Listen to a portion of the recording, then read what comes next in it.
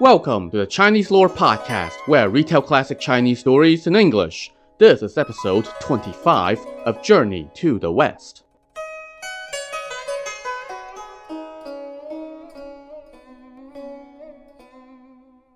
Last time, our pilgrims came across a sacred place called Longevity Mountain.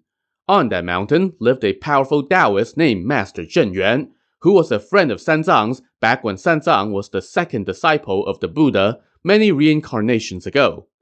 This Zhen Yuan was the proud owner of a one-of-a-kind ginseng fruit tree, whose fruits looked like 3-day-old infants, were the rarest of delicacies, and could add 47,000 years to your life. Zhen Yuan was off at a Taoist academic conference at the time that the pilgrims came calling, but he had left 2 acolytes in charge, with instructions to welcome Sanzang when he passed through. Zhen Yuan told his acolytes to give Sanzang 2 of the ginseng fruit, but to be on guard against the antics of his disciples. The 2 acolytes did as their master instructed when Sanzang and his party dropped by to gawk like tourists. But when they offered him the fruit, he freaked out and thought that they were offering him 3-day-old infants as a snack. Rebuffed, the acolytes retreated to their room and ate the 2 ginseng fruits themselves. But as they did so, Sanzang's second disciple, Zhu Bajie, overheard them talking about the fruits and started itching for a bite. Once his fellow disciple Sun Wukong came back from grazing, Bajie waved him over to the kitchen.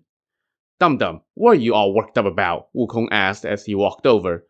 "Do we not have enough rice? In that case, let the old monk eat his fill. When we come across a wealthy household farther down the road, we can go beg for more food."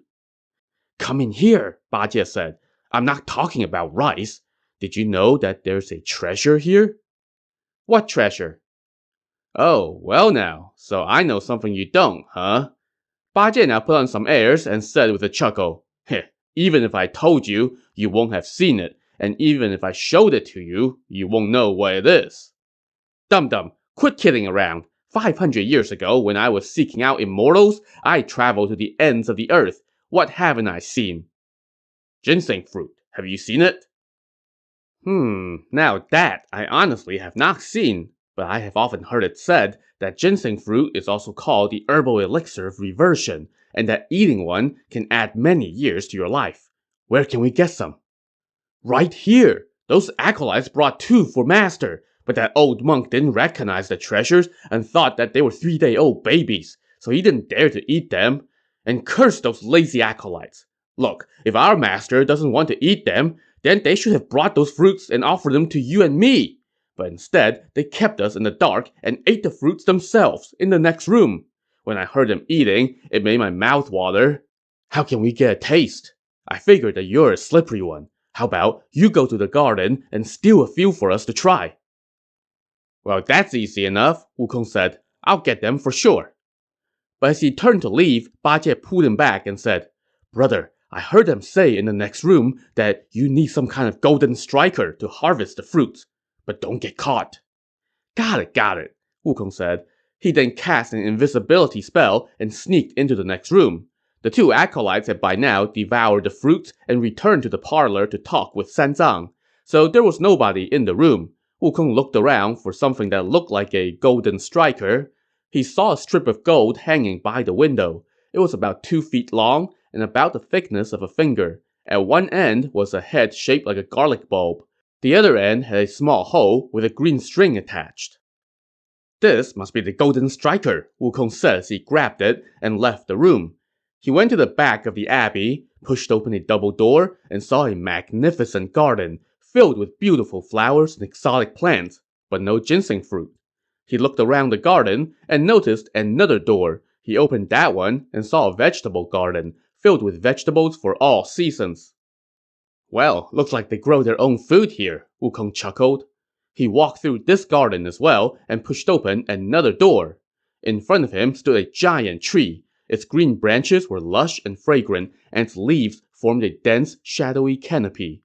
The leaves looked like banana leaves. The trunk soared upward for more than 1,000 feet, and its base was about 8 yards around. Looking up from under the tree, Wukong saw a ginseng fruit peeking out from a branch facing south. Indeed, it looked like a baby. It was attached to the branch by a small stem. It bobbed on the branch as if it were nodding. and when a breeze blew, it almost seemed to make a sound. Wukong was delighted and said to himself, "What a treasure! Truly a rare sight!" He now leaned on a tree and, with a whoosh, clambered up its trunk. I mean, he was a monkey after all. Climbing trees for fruit was kind of second nature to him. He struck the fruit with the golden striker and knocked the fruit off the branch and onto the ground below. But when Wukong leaped back down, he searched all around, but saw no sign of the fallen treat. So weird. Even if it could walk, it couldn't have jumped over the wall, Wukong wondered. Ah, I know. It must be the earth spirit in this garden trying to keep the fruit from me. So Wukong muttered an incantation that summoned the garden's earth spirit. The spirit bowed to Wukong and asked, "What's up?" "Don't you know that I'm a renowned thief? Back in the day, when I was stealing immortal peaches, celestial wine, and Laozi's magic pills, nobody dared to get a cut. How dare you steal a measly fruit from me today? That fruit was growing on a tree. Even birds flying by could eat them. So what's the harm of me eating one? How dare you shark it as soon as I knocked it down?" "Great sage, you're blaming me for nothing," the spirit explained. "That treasure belongs to Earth immortals, while I am but a ghost immortal. How would I dare to take it? I'm not even lucky enough to get a whiff." "Well, if you didn't take it, then why did it disappear when it fell off?" "Great sage, you only know that this treasure can bestow long life. You don't know its intricacies." "What intricacies?" "This treasure flowers once every 3,000 years, bears fruit once every 3,000 years, and ripens once every 3,000 years. So in almost 10,000 years, it grows only 30 fruits. Those lucky enough to smell them will live for 365 years. Those who eat one will live for 47,000 years. But it's allergic to the 5 elements." "How so?" "This fruit falls when it touches gold, rots when it touches wood, melts when it touches water, chars when it touches fire, and submerges when it touches earth. When you harvest it, you have to knock it down with a golden striker and catch it with a tray that's lined with silk cloth. If you put it on a wooden vessel, it will decay, and eating it won't give you long life. And when you're eating it, you must dip it in clear water in a porcelain vessel so that it will start to dissolve. It will be useless if it meets fire, and if it touches the earth, it will go into the earth. So when you knocked it to the ground just now, it must have gone into the soil. This soil is 47,000 years old. Even a steel chisel can't penetrate it. It's 3 or 4 times harder than raw iron. That's why when people eat the fruit grown from this soil, they can gain long life. If you don't believe me, try hitting the ground." Wukong indeed pulled out his rod and smacked the ground hard. With a loud clang, the rod bounced up off the ground, but left no mark at all on the soil. "Wow, it really is hard," Wukong exclaimed. "My rod can turn rocks into powder and will leave a mark even on steel, but it didn't even scratch the soil. Well, looks like I really did blame you unfairly. Alright, you may go." So the Earth Spirit took his leave and went back to his abode, without so much as a peep to the self-proclaimed renowned thief about, "Hey, by the way, did you have permission to come harvest these rare fruits?" In any case, Wukong was alone again, and this time, he had a plan. He clambered up the tree once more, and this time he held the golden striker in one hand, and in the other, he lifted up the front of his brocade robe and used it as a basket to catch the harvest. In this way, he knocked 3 ginseng fruits into his makeshift linen basket. He then leaped off the tree and sneaked back into the kitchen. Brother, do you have it?" A smiling Zhuba Jie greeted him.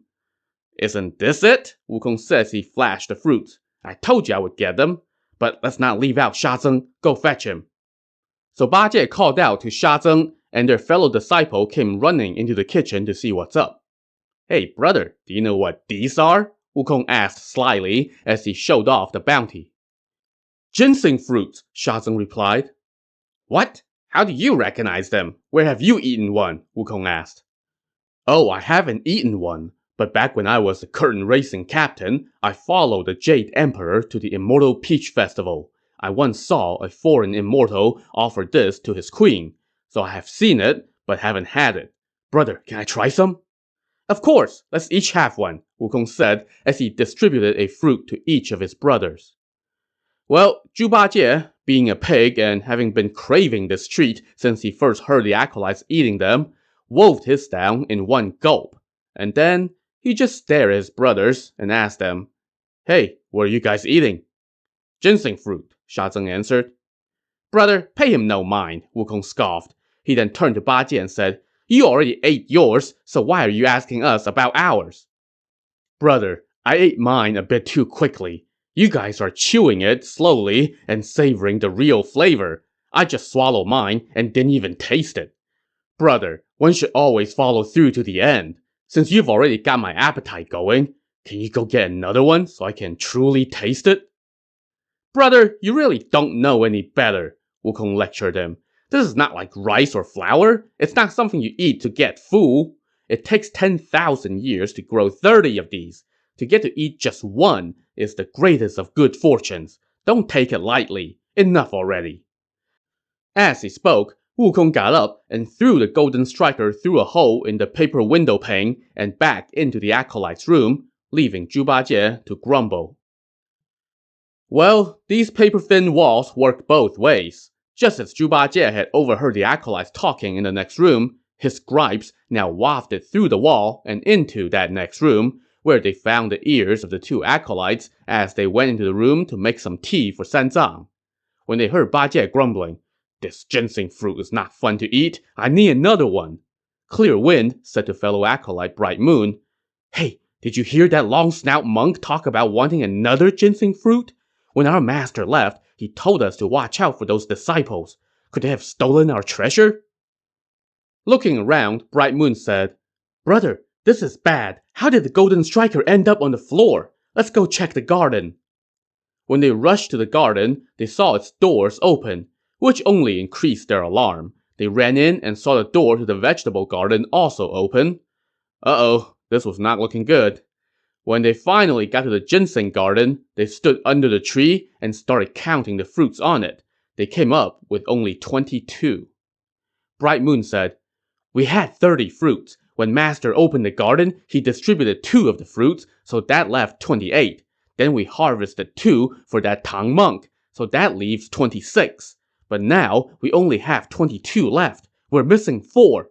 That clinches it. Those villains must have stolen them. Let's have it out with that Tang monk." So the two of them stormed into the front parlor, pointed at Sanzang, and started hurling the worst insults you could imagine coming out of the mouths of 2 1,000-year-old Taoist acolytes who looked like teenagers. Sanzang was shocked and confused.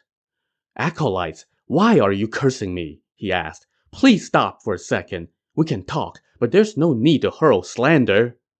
"Are you deaf?" Clear Wind said. "Or am I speaking in a barbarian tongue that you don't understand? You stole our ginseng fruit. Why can't I curse you?" "What does a ginseng fruit look like?" Sanzang asked. "We just brought some for you to eat, and you said that they look like babies." "Oh, mercy, mercy. As soon as I see those things, I am scared out of my mind. How would I dare to steal them and eat them? Even if I got greedy, I would not dare to commit such a theft. Don't make false accusations." "Well, you may not have eaten them, but your people must have," Clear Wind said. You have a point. Please hold on for a second. Let me ask them. If they did steal the fruits, I'll have them pay you back." "Pay? Even if you have the money, you can't buy them," Bright Moon shot back. "If that is the case, then as the saying goes, honor is worth 1,000 taels of gold. I'll have them apologize to you. But let's see if they actually did it first." And then Sanzang shouted, "Pupils, come in here." Down the hall, Sha Zeng heard his master's command and went, "Uh-oh, let's break it up, quick. Master's calling us, and I hear those acolytes cursing. Could they be onto us?" "Ah, this is so embarrassing," Wukong lamented. "It's just food. If we confess, it would be said that we were greedy. Let's not confess." Right, let's just deny it," Bajie chimed in. So the trio left the kitchen and went to the front parlor. They said to Sanzang, "Master, the rice is almost cooked. What did you call us in here for?" I'm not asking about rice. This abbey has something called the ginseng fruit. It looks like a baby. Which one of you stole it? You know me. I'm honest, Zhu Bajie said. I don't know anything about this. I haven't seen it. When he heard that, Wukong almost doubled over laughing, and he had to fight back a grin. Clear Wind scoffed and pointed at him. He's laughing. He must be the thief. Wukong shouted back. I was born with a smiling face. I haven't seen your fruit, okay? What, I'm not allowed to smile? Sanzang cut in. Wukong, don't get angry. We monks speak no lies and take no food that stings the heart. If you really ate their fruits, then apologize to them and be done with it. What's the point of denying it? Seeing reason in his master's words, Wukong came clean and said, Master, it's not my fault. It was Bajie who overheard those two acolytes talking about some ginseng fruit. He wanted to try one, so he asked me to go pick 3 of them. Each of us ate one. The fruits are gone, so what can be done about it? But Bright Moon said, You stole 4! You're such a thief! When Zhu Bajie heard that, he shouted at Wukong, What? 4? How come you only showed us 3? You must have kept one for yourself. While that dum-dum was causing a row and demanding Wukong give him the extra fruit, the 2 acolytes poured on their insults. As he stood there and endured their relentless verbal assault, Sun Wukong was pissed inside. He gritted his teeth while his eyes became round. It was all he could do to keep from exploding. But then, a thought occurred to him. These acolytes are really despicable. They're pelting us with insults. Fine, I'll take it for now, but I'll show them. Nobody will get to eat the damn fruits. So while the insults continued to rain down, Wukong discreetly pulled a hair from the back of his head, blew on it, and whispered, Change. It turned into a doppelganger of himself, leaving this lifelike mannequin to take his place and receive the insults alongside his fellow pilgrims. The real Sun Wukong slipped away unseen and flew into the air. He landed in the ginseng garden and smacked the branches with his golden rod, knocking off all the remaining fruits. And as they hit the ground, they all disappeared into the soil. But Wukong was not done. He now summoned all his strength, and with one powerful push, he knocked the tree on its side, pulling its roots out of the soil. Yeah, how you like your treasure now?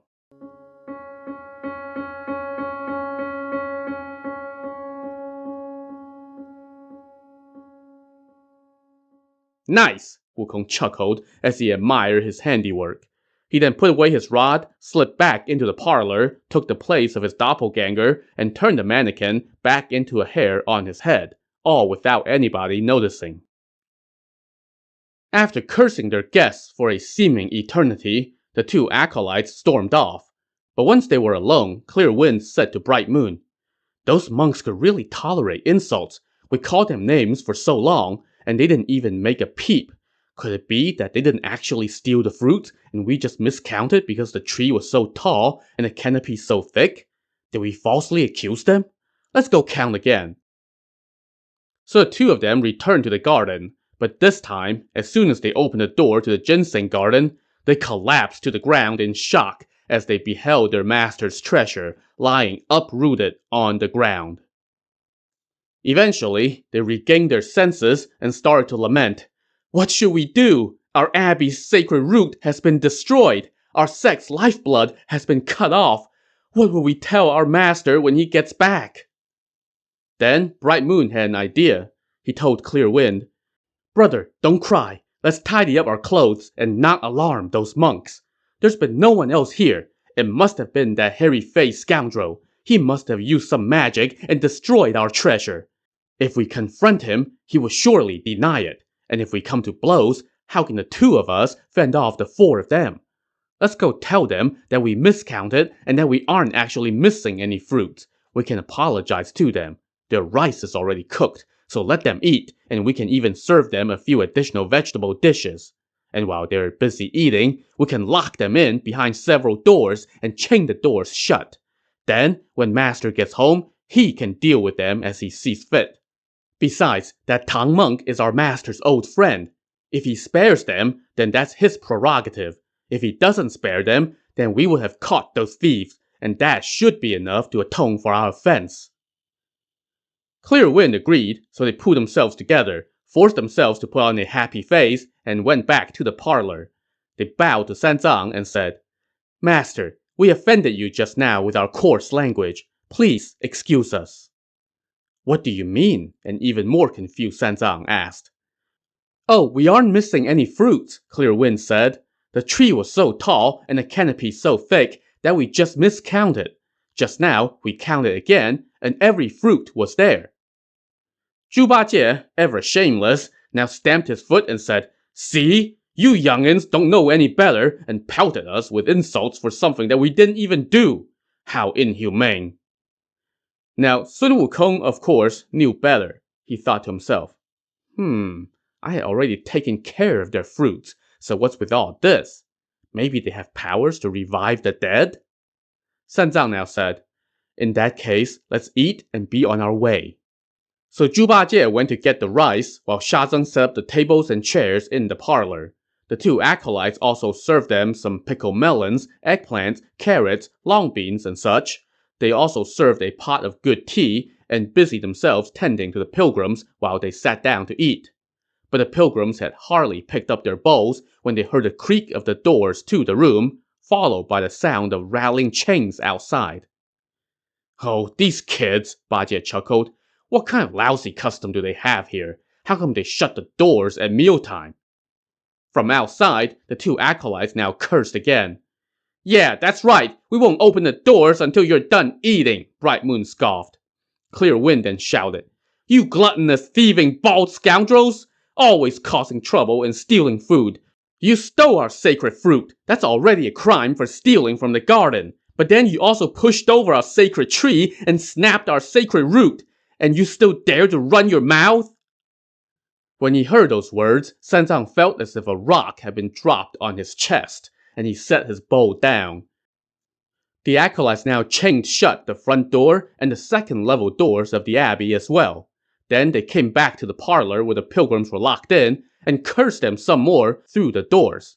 Only when it started to get dark did they stop to go eat and then go to bed.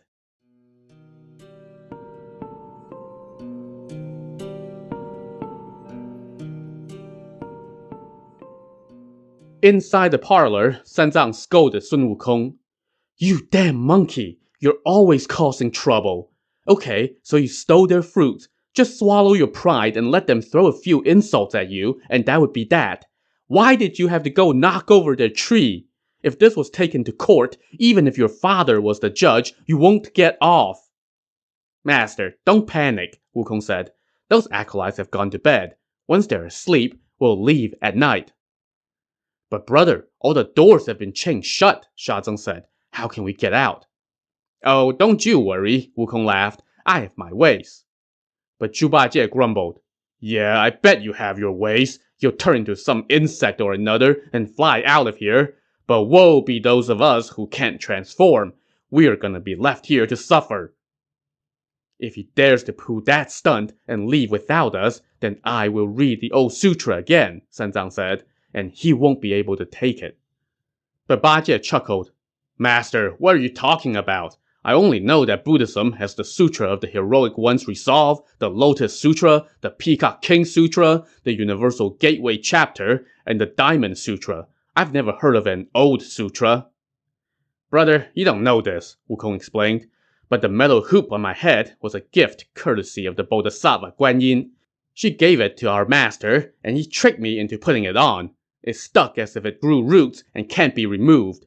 That old sutra he mentioned is called the band-tightening spell. If he recites it, my head will hurt. That's how he keeps me in line. Master, don't recite that spell. I would never abandon you. I'll get everybody out. The evening crept by, and soon the moon had climbed into the night sky. Wukong now said, All is quiet, and the moon is bright. This is the perfect time to leave. Brother, stop fooling around, Bajie said. The doors are all locked. Where will we go? Watch me. Wukong took his rod in hand, summoned a lock-opening spell, pointed at the door, and suddenly, they heard the locks outside falling to the floor, and the two doors swung open with a creak. Heh, that's a handy skill, Bajie chuckled. Not even the furnace boy with his iron poker could get that lock off so fast. This door is nothing, Wukong bragged. Even the southern gate of heaven would open when I point at it. He now helped Sanzang onto his horse. Ba Jie carried the luggage, and Shazeng led the horse behind the reins as the party quietly headed west. But a few steps in, Wukong said, "You all go on ahead. I'm going to help those two acolytes have a good month's sleep." "Wukong, don't kill them," Sanzang hurriedly said. "We don't need to add that to our list of offenses." "Oh, I know, Wukong said. He then sneaked back into the abbey and found the room where the acolytes were sleeping. Now, apparently all this time, Sun Wukong had been carrying around some sleeping bugs that he won in a bet with one of the 4 heavenly kings who patrol the gates of heaven. Well, that's certainly convenient. He now took out 2 of the bugs and flicked them into the room through a hole in the paper window. The bugs flew onto the acolytes' faces, which put them into a deep slumber. Satisfied with tying up those loose ends, Wukong now took to the sky and caught up to his party, and they continued westward along the main road. To see what awaited them on that road, tune in to the next episode of the Chinese Lore Podcast. Thanks for listening.